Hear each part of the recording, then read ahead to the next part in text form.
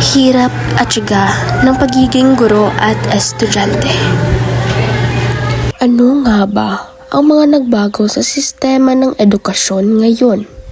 Iuugnay natin ang ating documentary film sa El Filibusterismo. Dati, ang mga guro ay mga praile. Ang mga estudyante noon ay walang boses, walang kalayaan, at limitado lamang ang edukasyon. Tulad ng sa El Filibusterismo, malinaw na ipinapakita ang hirap ng kabataang gustong matuto, ngunit pinipigilan ng isang sistemang bulok.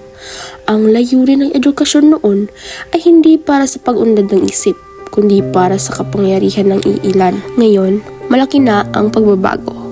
Ang mga estudyante ay may kalayaan magsalita, may teknolohiya na tumutulong sa pagtuto at mas pinapahalagahan ang kritikal na pag-iisip kaysa sa pagsasaulo.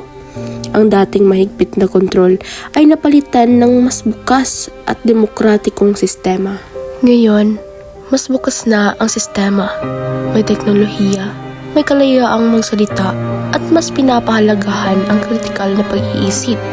Ang mga estudyante ay may boses na, may pagkakataong ipahayag ang kanilang mga ideya at mas nakikita ang tunay na halaga ng pag-aaral. Para sa akin, mahalagang balikan ang lumang sistema ng edukasyon upang maunawaan kung gaano kalaki ang pagbabago ngayon.